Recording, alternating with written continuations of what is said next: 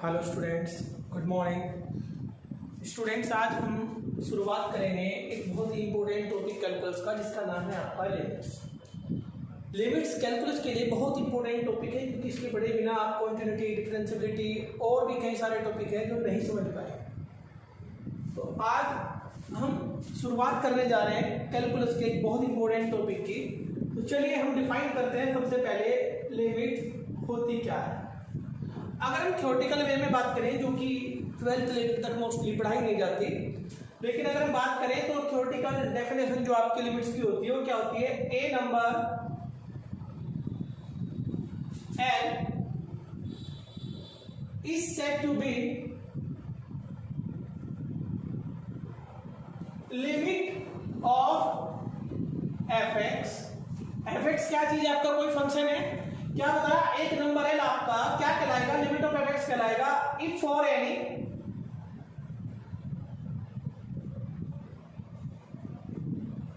Arbitrary number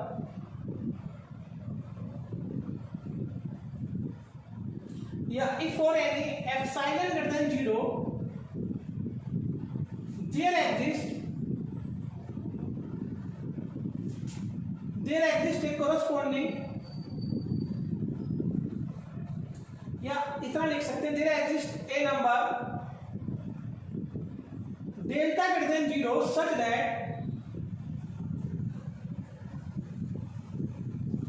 fx minus L का mode less than epsilon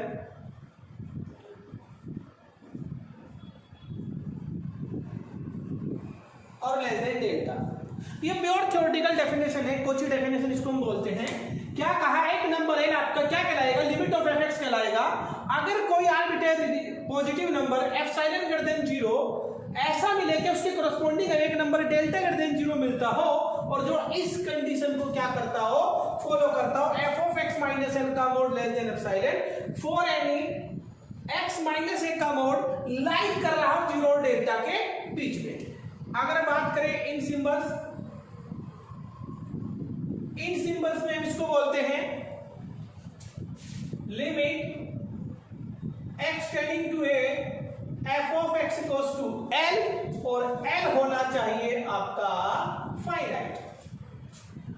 limit x tending to a f of x equals to L equals to क्या होना चाहिए? Finite. तो ये L आपका क्या कहलाता है? इस फंक्शन fx की क्या कहलाती है? लिमिट कहलाती है। ये L इस फंक्शन fx की क्या कहलाती है? लिमिट कहलाती है। अब इसके लिए अगर हमें देखना है ये लिमिट निकलेगी कैसे, तो आपको करना पड़ेगा इसके लिए नंबर 1 पर राइट हैंड लिमिट, जिसको हम limit x tending to a plus f of x represent करते हैं, या इसी का रिप्रेजेंटेशन होता है f of a plus 0। Plus 0 मतलब 0 के प्लस यानी right side, f of a plus 0 यानी राइट ऑन a, और इसी के बाद हम निकालते हैं लेफ्ट हैंड लिमिट, और लेफ्ट हैंड लिमिट को हम रिप्रेजेंट करते हैं इससे, और इसको हम इस साइन से भी रिप्रेजेंट करते हैं f ऑफ a माइनस 0। तो आपको क्या करना है? सबसे पहले लिमिट की डेफिनेशन देखिए। क्या कहा? एक नंबर L आपका क्या कहलाएगा?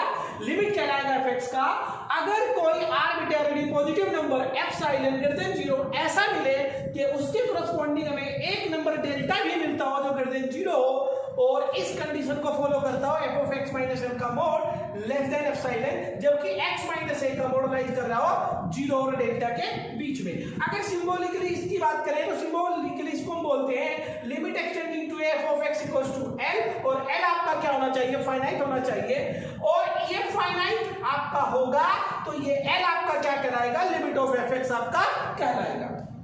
इसके लिए हमें दो चीज देखनी पड़ेगी, एक राइट हैंड लिमिट और एक आपकी left hand limit. Right hand limit limit extending to a plus fx से रिप्रेजेंट करते हैं, या इसको रिप्रेजेंट करते हैं f ऑफ a प्लस 0 से। ऐसे ही ये आपके निकालते हैं दूसरी left hand limit x tending to a minus f of x, और इसी को बोलते हैं f ऑफ a माइनस 0। यहां से दो पॉसिबिलिटी बनती हैं आपकी। क्या केस आपके दो बनते हैं? फर्स्ट क्या बनेगा? शायद अगर f of a plus 0 a minus zero के इक्वल हो सकता है, और दूसरी पॉसिबिलिटी बनती है कि f of a plus zero f of a minus zero के इक्वल ना हो, यानी right hand limit left hand limit के इक्वल हो भी सकती है और right hand limit left hand limit के इक्वल नहीं भी हो सकती। अगर ये ऐसा होता है कि right hand limit left hand limit के इक्वल है तो हम कहते हैं लिमिट एग्जिस्ट, हम बोलते हैं लिमिट एग्जिस्ट, कि लिमिट एग्जिस्ट करती है। अगर ये बराबर नहीं है तो हम बोलते हैं limit does not exist, limit does not exist. ध्यान से सुन लीजिए, ये प्रॉपर आपकी डेफिनेशन होगी, इसका न्यूमेरिकल वर्जन आपका ये रहा। अगर limit extending to f of x, और जब ये कब बोला जाता है ऐसा, ये तब बोला जाता है जब लिमिट एग्जिस्ट करती है। अगर राइट हैंड लिमिट और लेफ्ट हैंड लिमिट दोनों इक्वल हैं, अगर लेफ्ट हैंड लिमिट और राइट हैंड लिमिट दोनों इक्वल हैं तो हम बोलेंगे लिमिट एग्जिस्ट करती है, और यदि लिमिट एग्जिस्ट करती है तो उसको रिप्रेजेंट करते हैं limit extending to f of x equals to n के। और अगर लिमिट एग्जिस्ट नहीं करती तो हम उसको रिप्रेजेंट कर देंगे ऐसे, अगर लिमिट एग्जिस्ट नहीं करती तो उस फंक्शन की कोई लिमिट वाली वैल्यू होती ही नहीं है। ये वैल्यू एल कब एग्जिस्ट करेगी, जब राइट हैंड लिमिट और लेफ्ट हैंड लिमिट दोनों क्या करती होंगी, एग्जिस्ट करती होंगी। देखिए, अगर आपको लिमिट को पढ़ना है तो पैरेलल आपको इसमें कुछ चीजें होती हैं जो आपको पढ़नी पड़ेगी। इसमें आपका आता है एल हॉपिटल रूल,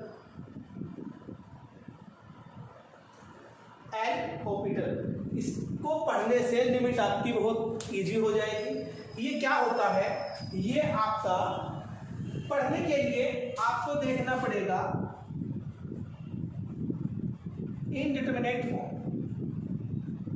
अब इनडिटरमिनेट फॉर्म क्या होती है, इनडिटरमिनेट फॉर्म जैसे आपका 0/0, infinity upon infinity, infinity minus infinity, 0 into infinity, 1 की पावर इंफिनिटी, इंफिनिटी की पावर 0 और 0 की पावर इंफिनिटी।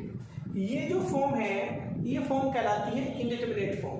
ये वाली जो फॉर्म होती है इनडिटरमिनेट क्यों कहलाती है अभी बात करेंगे, लेकिन अगर हम बात करते हैं एल हॉपिटल रूल अप्लाई किया जाता है जब आपका 0/0 और इंफिनिटी अपॉन इंफिनिटी की फॉर्म हो, तब हम एल हॉपिटल रूल को यूज कर सकते हैं। कैसे, मान लिया हमारे पास इसकी वैल्यू हमको निकालनी है, अगर इसकी वैल्यू निकालनी है तो ये तभी निकलेगी जब ये इनडिटरमिनेट फॉर्म में ना हो। अब इनडिटरमिनेट फॉर्म में अगर ये है, अगर मान लिया हमारे पास ये क्वेश्चन रखा हुआ है x² माइनस a² और x माइनस a, अगर मैं इसकी वैल्यू रखूं तो यहां पर आप देख पा रहे होंगे फॉर्म 0/0 बन पा रही है। इसका मतलब होता है कि हम यहां पर लिमिट नहीं रख सकते। ये आपकी फॉर्म क्या इंडिकेट करती है, ये फॉर्म इंडिकेट करती है कि इस दिए गए क्वेश्चन में हम x की पोजीशन पर a टेंड नहीं करा सकते। x की पोजीशन पर अगर a टेंड कराएंगे तो फॉर्म बनेगी 0/0 और 0/0 की कोई वैल्यू नहीं होती तो पहले इस वैल्यू को डिस्क्राइब करेंगे, और जब ये वैल्यू डिस्क्राइब हो जाएगी तभी इसकी वैल्यू को हम क्या कर सकते हैं, फाइंड कर सकते हैं।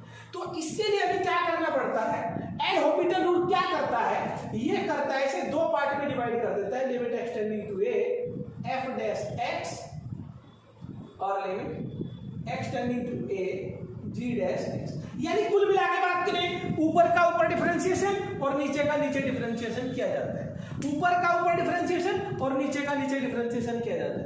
अब डिफरेंशिएशन करने के बाद फिर लिमिट रखते हैं, मान लिया इसकी वैल्यू आई f डैश है और इसकी वैल्यू आई g डैश है। अगर यहां रखने पर भी 0/0 की फॉर्म बन गई तो उसका मतलब है ये डिफरेंशिएशन आप लगातार करते रहेंगे। कब तक करेंगे, जब तक ये 0/0 की फॉर्म खत्म ना हो जाए।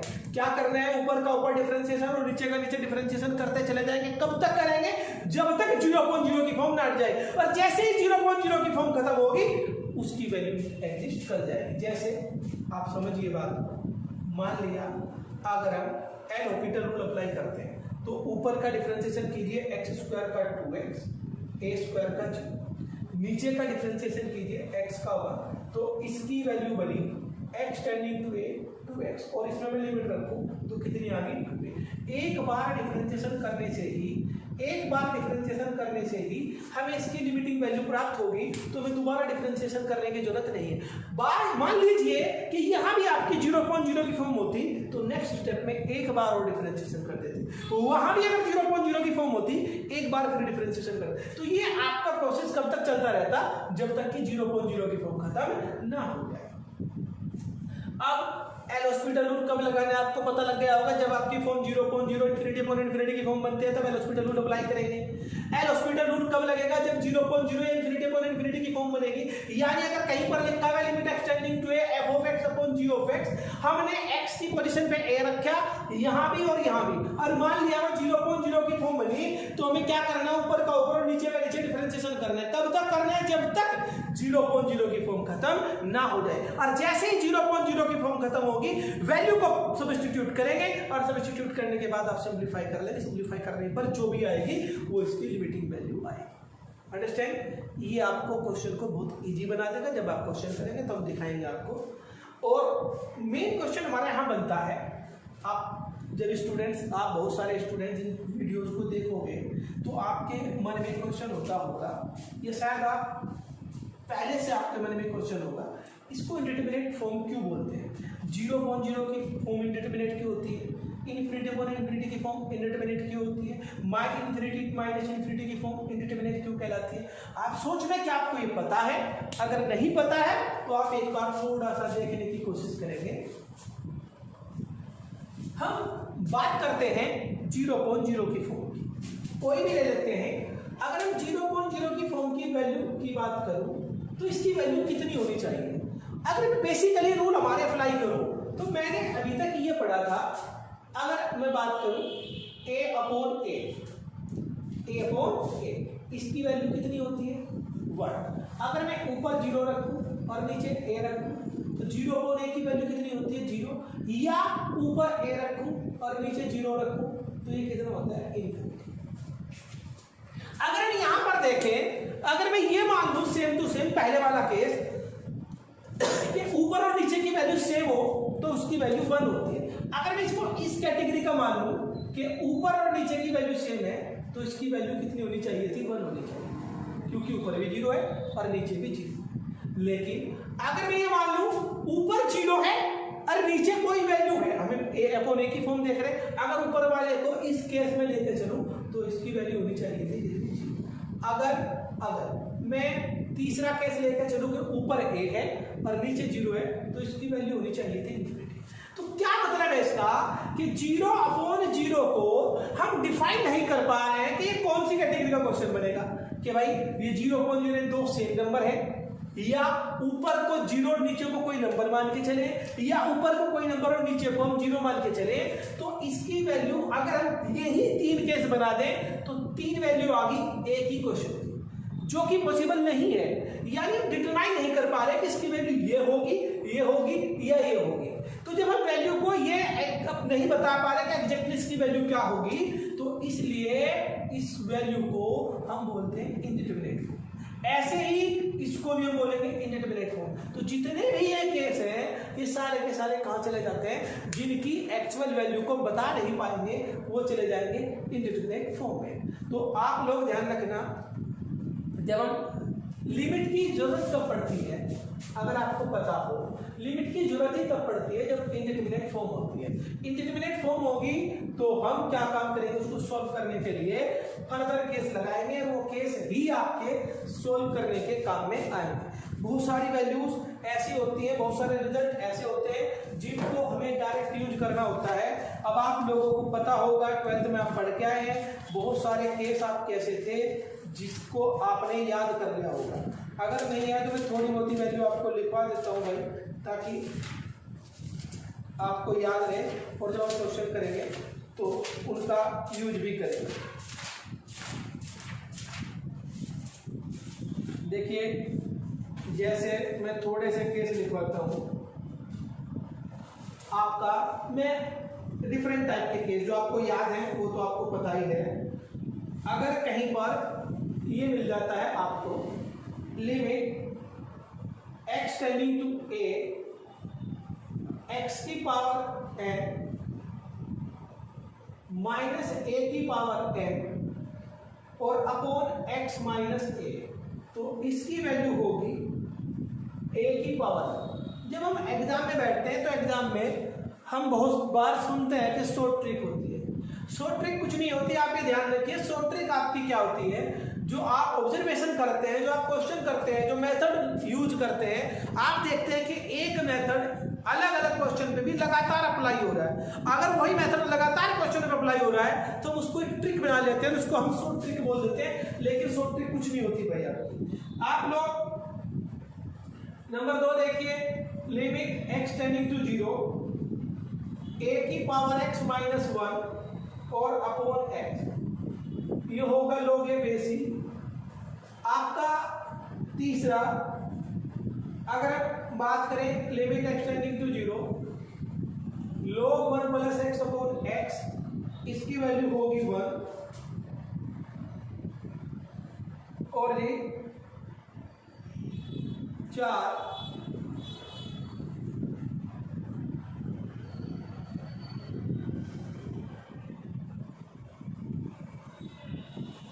हम इसमें एक बहुत इंपॉर्टेंट है 1 प्लस एक्स की पावर है माइनस 1 अपॉन एक्स, इसका यूज हम बहुत बार करते हैं लगातार। और हमें बाकी कुछ रिजल्ट ऐसे हैं जो आपको पहले से पता है, और भी बहुत सारे रिजल्ट हैं, जैसे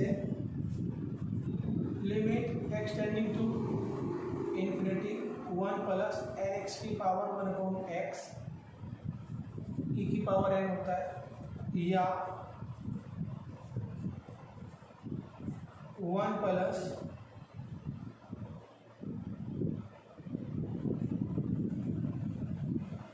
एन अपॉन एक्स की पावर एक्स, इसकी वैल्यू भी ई की पावर एन होती है। अब आप पहले इस रिजल्ट को देखिए, एन कैसे आता है। देखो, अगर आपको पता हो 1 प्लस एक्स की पावर एन, बाइनोमियल थ्योरम खोलिए,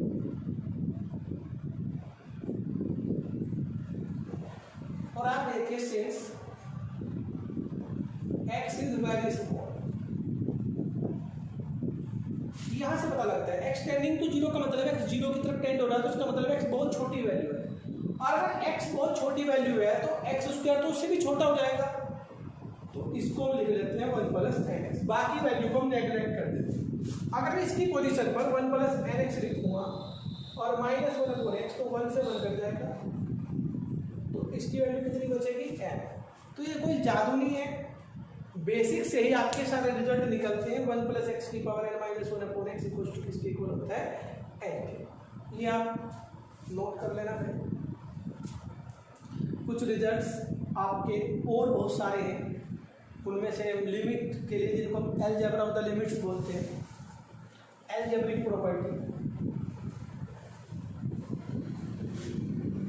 अलजेब्रिक प्रॉपर्टीज क्या होती हैं, आप ध्यान दीजिए। अगर limit x tending to A F of X बराबर एल हो, and limit x tending to A G of X बराबर एम हो, तब आपकी प्रॉपर्टी बनती है limit F of X plus minus जी।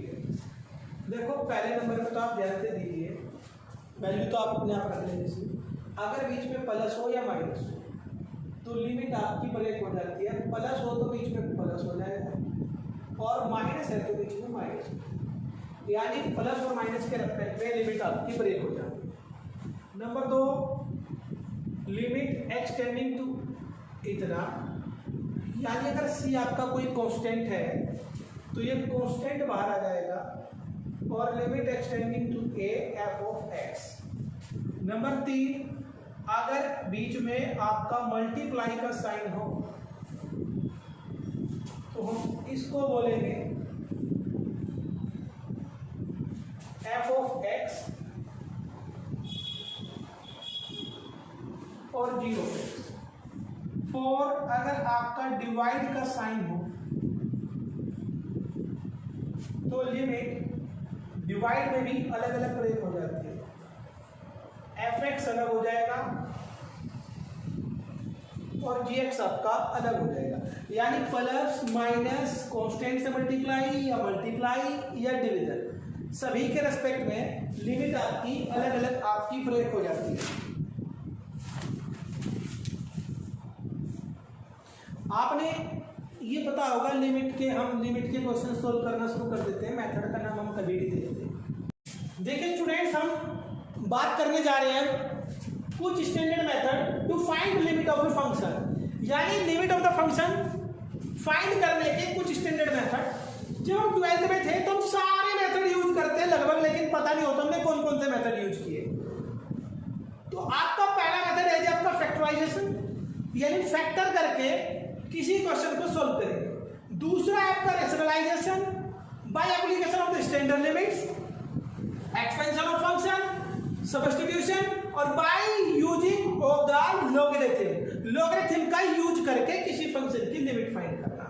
अब चलिए मैं जैसे आपका मेथड के नाम के अकॉर्डिंग अगर मैं बात करूं तो हमने मान लिया एक क्वेश्चन लेते हैं भाई हम, क्योंकि ज्यादा थ्योरी हो जाएगी तो पता नहीं चल पाएगा, तो हम साथ साथ में कुछ क्वेश्चन लेके चलते हैं।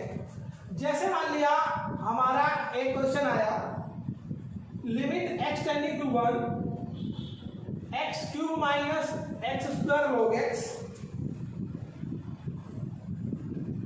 और अपॉन एक्स स्क्वायर माइनस। देखो इस टाइप के क्वेश्चन को हम फैक्टराइजेशन मेथड से कर लेते हैं, बड़े इजीली तरीके से इसके फैक्टर हो जाएंगे। अगर मैं देखूं एक्स क्यूब माइनस 1 और यहां से अगर log x कॉमन ले लूं तो एक्स स्क्वायर माइनस 1 और इतना। हमने देखा अभी भी कुछ हुआ नहीं है, तो इसके फैक्टर आपको पता होंगे, ये होंगे। और यहां से अगर मैं देखूं x माइनस 1 x प्लस 1 और log x upon x square minus 1 के फैक्टर करेंगे तो आप देखिए x माइनस 1 और x माइनस 1 कॉमन लेके कैंसिल आउट हो जाएगा, तो आप क्या बचेगा जी, आपका ये बचेगा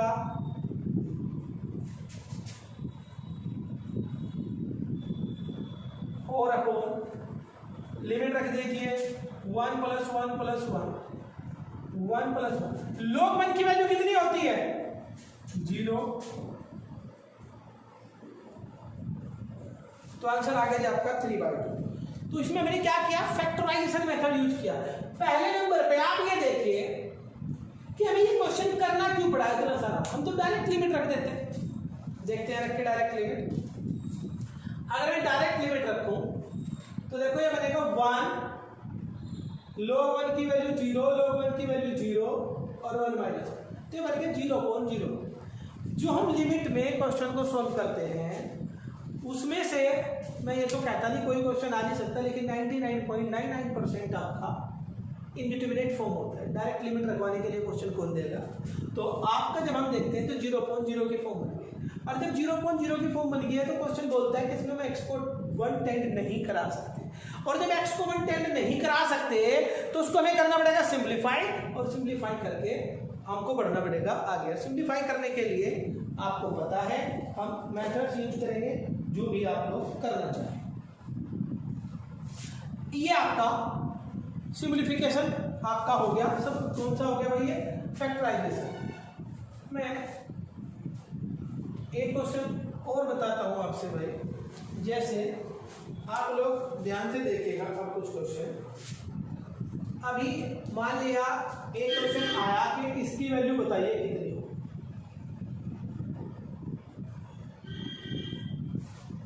देखो मैंने अभी आपको बताया था, अगर आपको याद है कि x टेंडिंग टू x की पावर n और x माइनस n a की पावर n होती है। क्यों होती है n a की पावर n? अगर आप ये भी जानना चाहते हैं तो भाई आप लोग सोल्व कर दीजिए।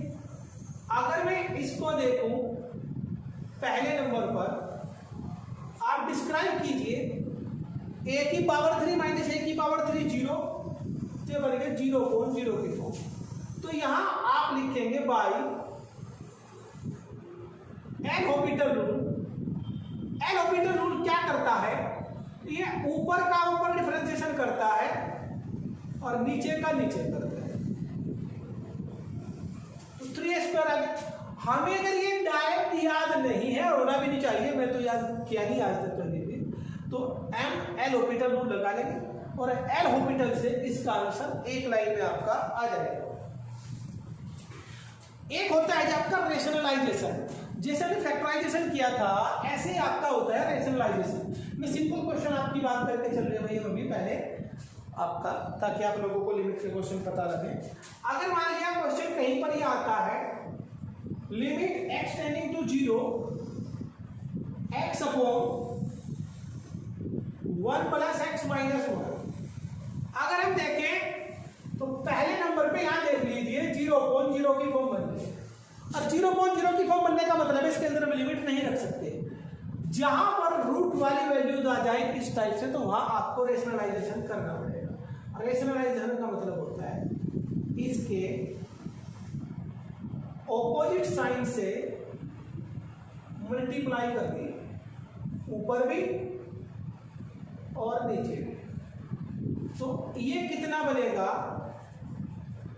ऊपर तो रहेगा एज इट इज और नीचे बनेगा 1 plus x minus 1, a plus b a minus b a square plus b square, ये से कैंसिल आउट हो गया। तो यहां बनेगा x1 plus x plus 1 upon x, और बाकी में अगर लिमिट रखें तो इसकी वैल्यू आ जाएगी 2। बहुत इजी है, देखो हम रेशनलाइजेशन करके इसका क्वेश्चन का चल रहे हैं। कुछ क्वेश्चन ऐसे जहां पे हमें ट्रिक्स यूज करनी चाहिए, करनी भी पड़ेगी।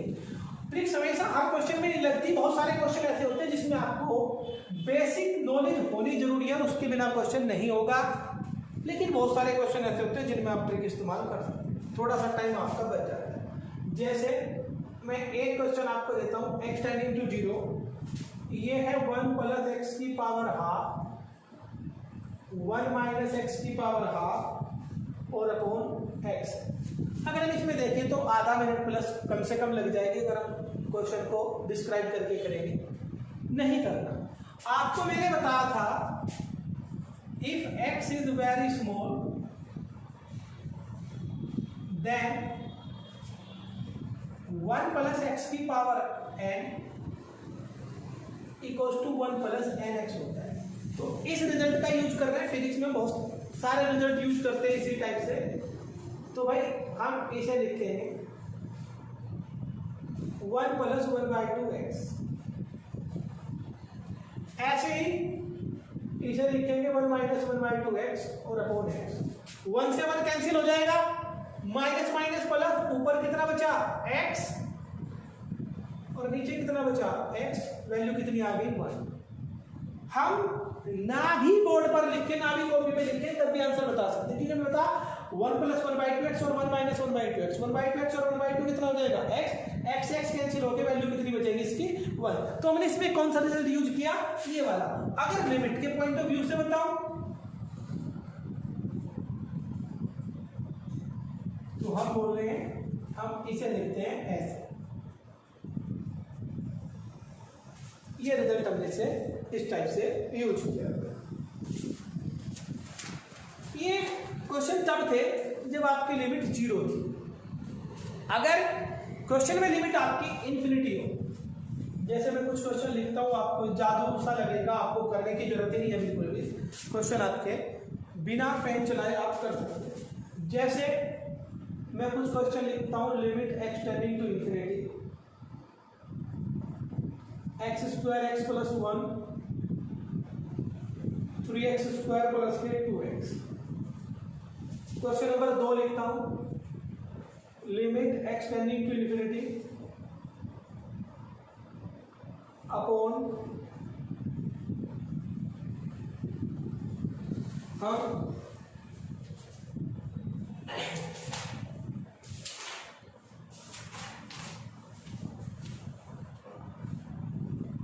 क्वेश्चन लिखते हैं limit x tending to infinity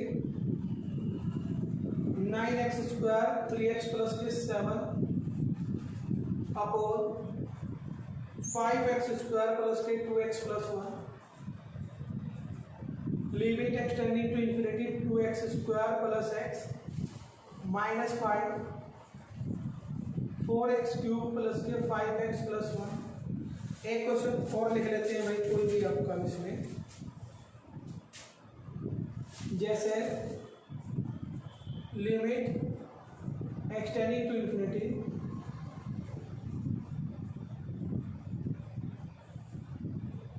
और अपॉन 4x क्यूब और इतना। तो ये क्वेश्चन हमने लिखे जब आपकी लिमिट कितनी की बनेगी, आपकी इन्फिनिटी। इस टाइप के क्वेश्चनों को करने में आपको समय लगेगा मुश्किल से। इसका आंसर आ गया 1/3, इसका आंसर आ गया 1/5, इसका आंसर आ गया 9/5, इसका आंसर आ गया 0 और इसका आंसर आ गया -1। तो ये क्वेश्चन हम बिना पेन चलाए भी कर सकते हैं, देखने की जरूरत ही नहीं है क्वेश्चनों को, बहुत इजीली तरीके से आपके हो जाए। अब ये क्वेश्चन हुआ कैसा, देखो ध्यान से देखना। अब आप लोग इन क्वेश्चन, अगर आपके क्वेश्चन में लिमिट एक्सटेंडिंग टू इंफिनिटी है, अगर आपके क्वेश्चन में लिमिट एक्सटेंडिंग टू इंफिनिटी है तो आपको क्या करना है, x की हाईएस्ट पावर देखिए ऊपर कितनी है 2 और x की हाईएस्ट पावर है 2, तो ऊपर हाईएस्ट पावर को छोड़ के सब कुछ खत्म कर दो और नीचे भी x की हाईएस्ट पावर को छोड़ के सब कुछ खत्म कर दीजिए। तो ऊपर कितना बचा, अगर मैं यहां लिखता इसको तो ये केवल क्वेश्चन आपका इतना बचा, x स्क्वायर कैंसिल हो जाएगा तो आंसर आएगा 1/3। जब लिमिट एक्सटेंडिंग टू इंफिनिटी हो तो हाईएस्ट पावर के अलावा किसी टर्म की कोई जरूरत होती नहीं है, तो बाकी टर्म कट कर दीजिए और इतना। ऐसे ही यहां पर देखिए ये खत्म, ये खत्म, ये खत्म, x की पावर 3 से x की पावर 3 कैंसिल हो गए तो आंसर आ गया 1/5। ऐसे यहां देखिए इसका कोई रोल नहीं है, x स्क्वायर से x स्क्वायर कैंसिल होगा तो इसका वैल्यू हो जाएगी 9/5। ऐसे ही यहां देखिए इसकी कोई वैल्यू नहीं, ऊपर कितना बचेगा, अब थोड़ा ध्यान देना, तो ये बचेगा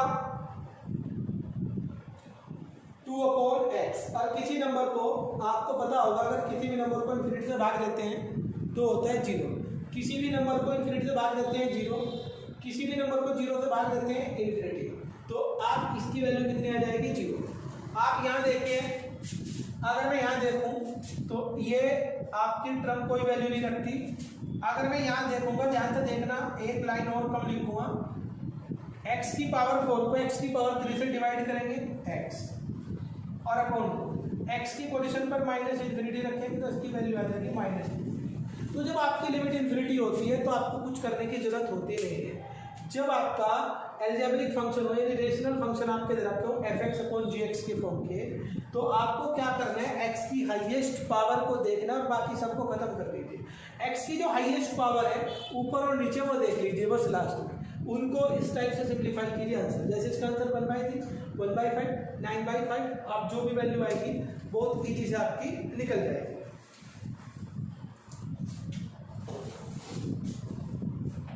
समझ में आई होगी की बात आपको भाई थोड़ी होती है कि हम कैसे निकाल रहे हैं।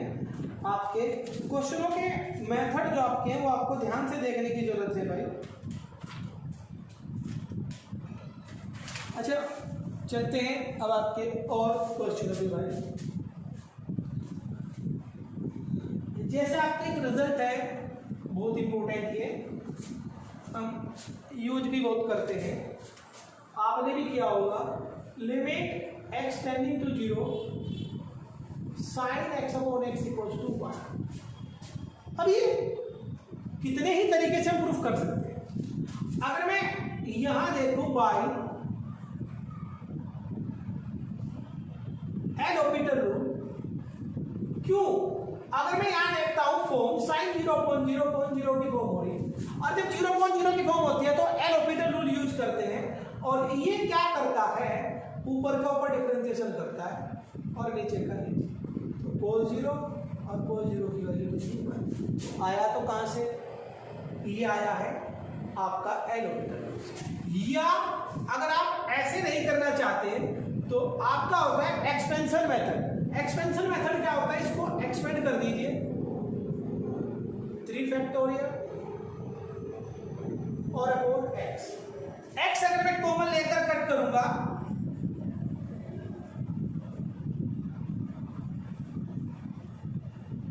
तो ये बनेगा 1 minus 0 plus 0 two and so, इसकी वैल्यू कितनी आ जाएगी 1। तो यहां पर आपका दो मेथड हो गए, एक आपका एलोपिटल रूल और एक आपका एक्सपेंसिव मेथड। किसी भी मेथड से कर लीजिए sine x upon x, x tending to 0 पर इसकी वैल्यू कितनी आती है 1 आती है। अब हमने तो रिजल्ट याद रखा है कि इसकी वैल्यू कितनी है भाई आपकी 1 है। इसके द्वारा अब हम क्वेश्चन करते हैं। जैसे हमारा क्वेश्चन आया limit x tending to 0 sine a x upon और कितना जी आपका साइन बी एक्स। अगर मैं इस रिजल्ट का यूज करता हूं तब भी कराता हूं और नहीं करूंगा तब भी कराऊंगा। देखो भाई sine a x upon a x कर, ताकि ये वाली फॉर्म आपकी बनाई जा सके, into b x upon sine b x. तो आप ये देखिए भाई x के मल्टीप्लाई x के डिवाइड इक्वल होता है, तो b अपॉन a, तो यहाँ पर a अपॉन b कर दीजिए ताकि a से a और b से b कैंसिल हो जाए। अब आप इसको लिमिट को ब्रेक कर लीजिए भाई, a अपॉन b तो कांस्टेंट है, बाहर निकाल लीजिए, तो ये बन गया इतना और इनटू ये बन गया आपका इतना, तो a अपॉन b, इसकी वैल्यू भी 1, इसकी वैल्यू भी 1, a अपॉन b।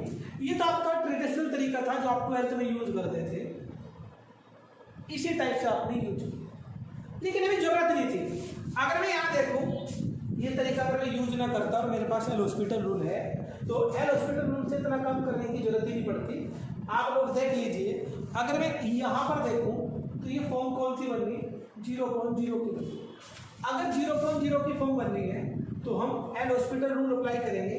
साइन का बनेगा a cos ax और इसका बनेगा b cos bx। cos 0 की वैल्यू 1 और cos 0 की वैल्यू 1, तो आ गया a अपॉन b। लेकिन किससे? By L hospital rule. तो एल हॉस्पिटल रूल से हमारा जो मान आ गया वो a अपॉन b आ गया, बिना कुछ मेहनत किए। अब आप लोग एक क्वेश्चन और देखेंगे और यहाँ a और b की वैल्यू कुछ भी दे सकते हैं आप क्वेश्चन में। देखिए आपका एक क्वेश्चन और देता हूं भाई, क्वेश्चन इस टाइप से आता है एग्जाम में, अगर आएगा कि भाई limit x tending to 0 tan x minus के sin x upon x cube equal to क्या? ऑप्शन में अगर मैं दे दूं मान लिया 1/2 -1 और ये आपका 0, इस टाइप की वैल्यू आपकी वो पूछ लेता है। देखो भाई क्वेश्चन को बहुत सारे तरीकों से किया जा सकता है। अगर हम बात करते हैं जैसे कि हम करते आ रहे हैं, तो आप इस क्वेश्चन को क्या लिख सकते हो ध्यान से देखें। ये क्वेश्चन आपका लिखा जा सकता है, अगर 10 को मैं साइन अपॉन कोस में लिखूं, साइन एक्स, ये बनेगा साइन एक्स कोस एक्स। मुझे लगे सभी को पता लग गया होगा भाई क्या किया हमने क्या काम किया, 10 को साइन अपॉन कोस लिखा और कोस आपका एक्स से हमने लिखा। तो एक लाइन और बढ़ा देता हूं मैं, और आपका यहां से आपको फंक्शन को इस तरीके से ब्रेक करना है जैसे sign x upon x, sign x upon x,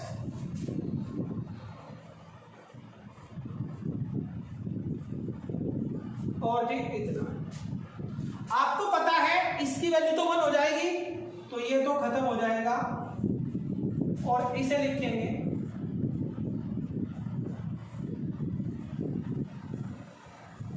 इतना। अब आप फिर दोबारा से इसको वही वैल्यू बना लीजिए। देखो भाई 2 साइन और x/2 का होल स्क्वायर।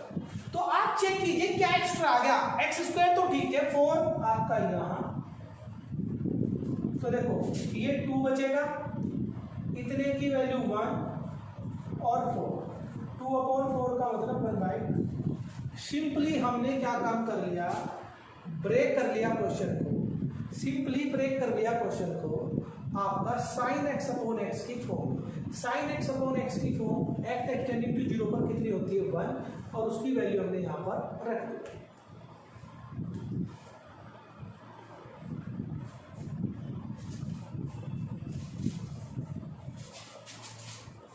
चलिए भाई और क्वेश्चन देखते हैं।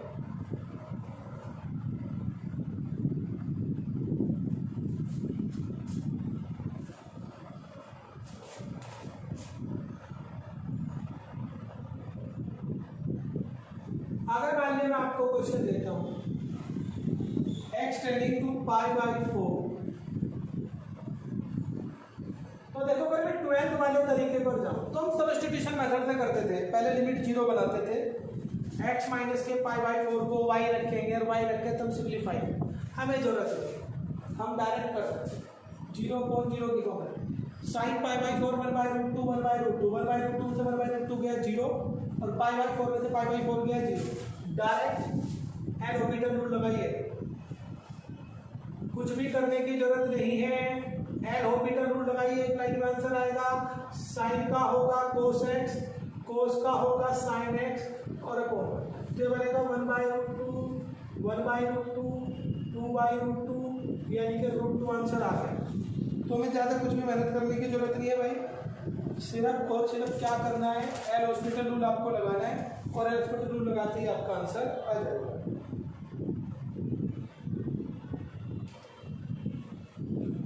समझ में आई बात आपको भाई, कैसे कर रहे हैं हम क्वेश्चनों को?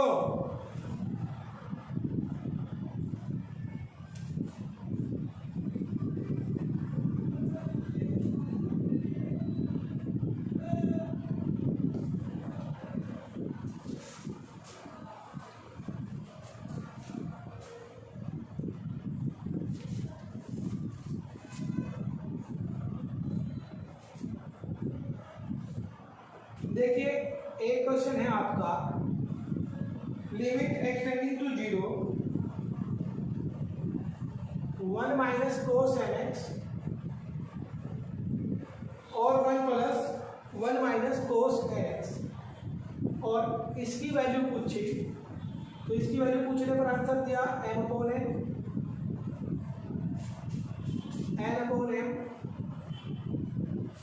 देखो भाई 4 की वैल्यू होती है 1, 4 की वैल्यू होती है 1, तो सीधा आपको मैंने बताया इस मेथड को पकड़ लो,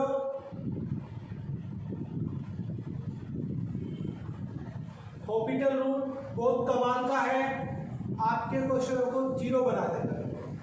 शॉर्ट टर्म में आपके question m sin nx n sin nx, हमने देखा फॉर्म तो अभी भी 0.0 की बनती है। देखिए आ गया, जब एक से ज्यादा बार 0 होती है तो हम क्या काम करते हैं भाई, एक बार फिर करते हैं, यानी कि n² cos mx n² और cos nx, तो बनेगा cos 0 की वैल्यू तो इतनी, n² अपॉन कितना बन जाएगा भाई आपका, ये n² आपका बन जाएगा।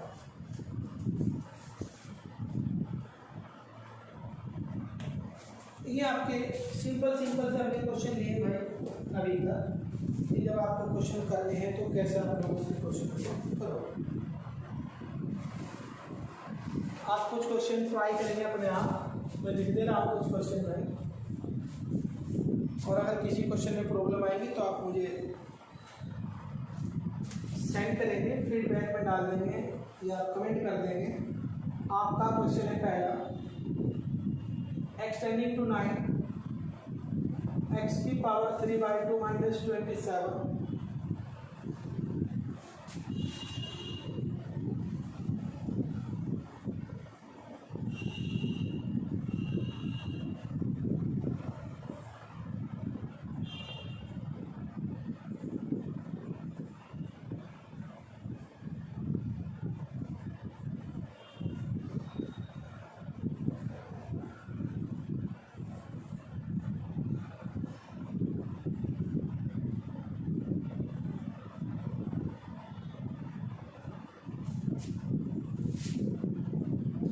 अच्छे क्वेश्चन है भाई, आप लोग ट्राई करेंगे और इनकी वैल्यू निकाल के मुझे जरूर बताएंगे कितनी आई आपकी।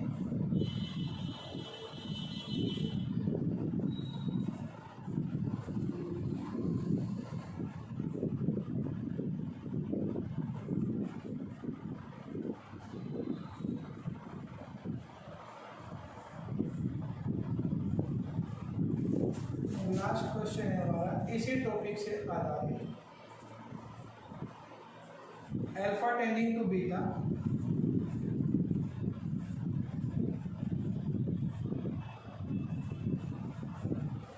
ये क्वेश्चन आपको ट्राई करने हैं, सोल्व करने हैं। सोल्व करने के बाद जो इनके आंसर आएंगे आप मुझे सेंड करेंगे।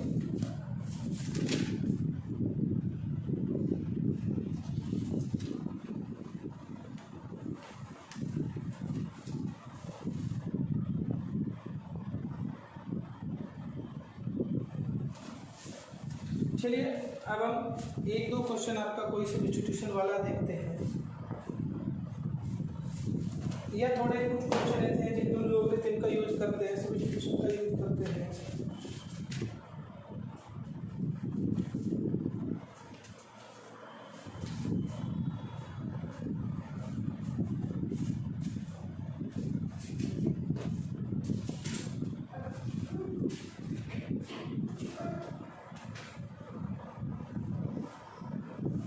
देखिए हमारा एक क्वेश्चन आया है, लिमिट e की पावर x e की power minus x 2 log 1 plus x और अपॉन x sin x। देखो बहुत सारी बार क्या होता है कि हम इसे फॉर्म में जब बताने के लिए जाते हैं तो कभी कभी फॉर्म नहीं बन पाती, और फॉर्म नहीं बन पाएगी तो हमारा टाइम वेस्ट हो जाता है, क्वेश्चन भी नहीं होगा, टाइम भी वेस्ट होगा। तो आप सिंपली देख लीजिए पहले नंबर पे फॉर्म है कौन सा, e की पावर 0 की वैल्यू 1 माइनस 1 0 log 1 की वैल्यू 0 और अपॉन 0, तो 0.0 की फॉर्म बन गई। तो आप डायरेक्ट एल हॉस्पिटल रूल लगा दीजिए। एल हॉस्पिटल रूल जब आप लगाएंगे तो क्वेश्चन में आपका ज़्यादा टाइम नहीं लगेगा। जैसे e की पावर x e की power minus x 1 plus x, ये बनेगा x cos x plus sin x, नीचे प्रोडक्ट रूल लगा दिया। अब e की पावर 0 की वैल्यू 1 और 1 2 और माइनस 2, अभी भी 0 अपॉन 0 की फॉर्म बनती है। तो एक बार और आपको इसे अप्लाई करना है, e की पावर x e की पावर माइनस और माइनस माइनस हो जाएगा प्लस, इसको यूज करेंगे cos x sin x और cos 1 माइनस 1 प्लस के 2 और 1 माइनस 0 प्लस 1, तो 2/2 वैल्यू कितनी आ गई 1। तो ज़्यादा मेहनत करने की जरूरत नहीं है, सीधा सा सीधा बस आप ज़्यादा से ज़्यादा फोकस करें एल हॉस्पिटल रूल पर। एल हॉस्पिटल रूल लगेगा और क्वेश्चन का आंसर आपका आ जाएगा।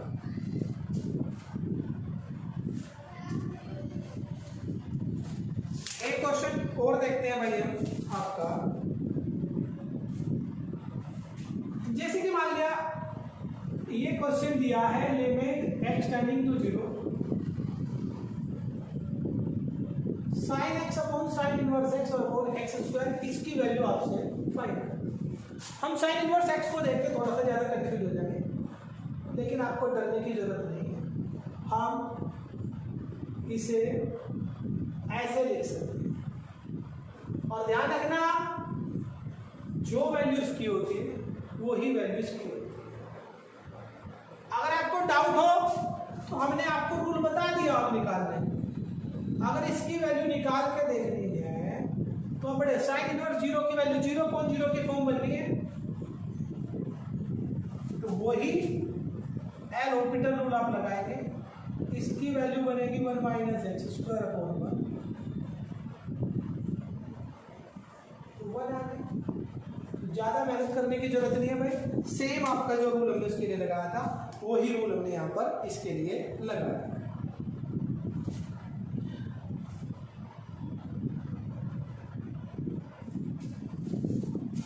IIT में भाई तो जेईई मेंस के आपके एग्जाम होते हैं, उनके लेवल के क्वेश्चन अभी तक लेके नहीं चले, अभी हम बेसिक्स पे हैं केवल।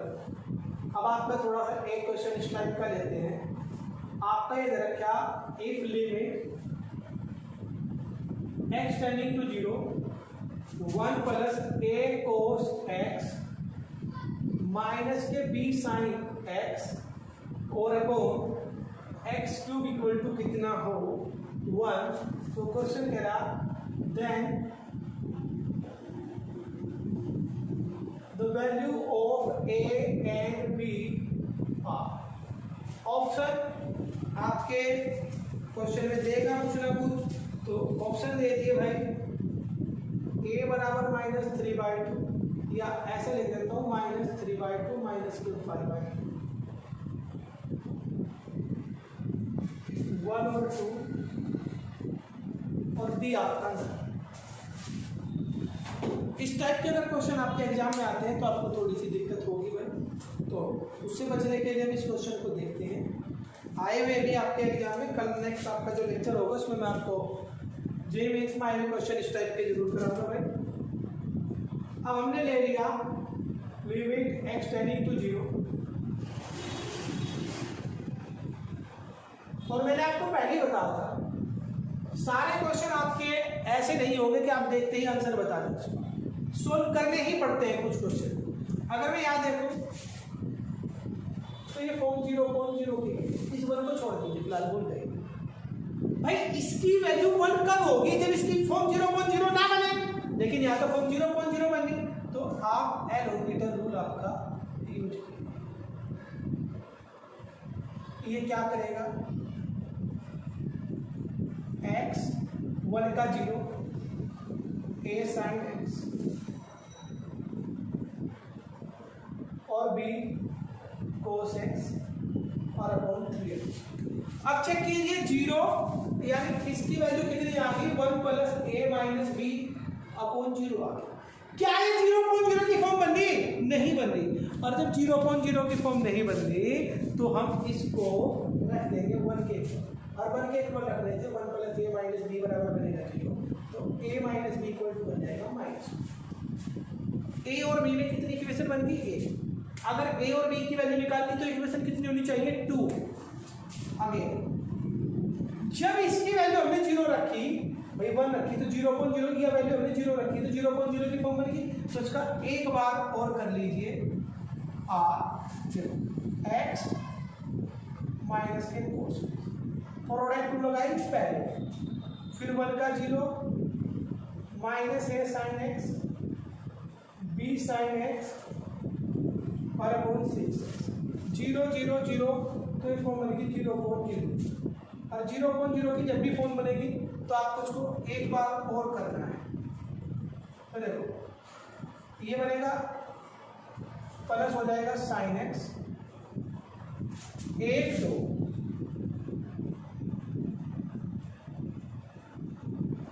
और अब आप नीचे तो 6 आ गया तो इसका मतलब 0.0 की फॉर्म तो कभी भी नहीं हो सकती। तो इसकी वैल्यू बनेगी 0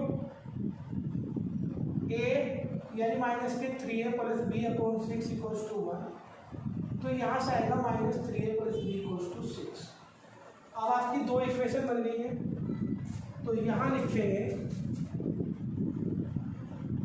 solving first and second we get, देखो कितना बना a माइनस b बराबर -1 और 3a plus b equals to 6।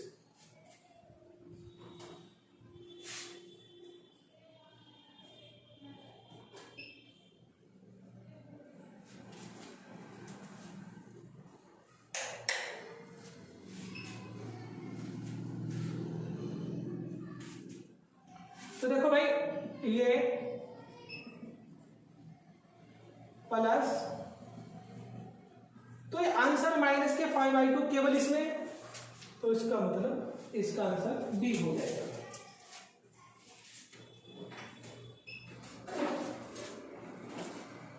देखिए आपके कुछ क्वेश्चन हमने आज देखे लिमिट के भाई कि लिमिट कैसे सोल्व की जाती है, और लिमिट में भी हमने ज्यादातर यूज किया है केवल एल हॉस्पिटल रूल का। नेक्स्ट जो लेक्चर होगा हमारा उसमें हम जो जे मेंस में आए क्वेश्चन है उनको लेकर आऊंगा भाई मैं, और उनकी प्रॉब्लम आपकी लेकर उनके सॉल्यूशन भी आपको मैं दूंगा। जब आप ये वीडियो देखें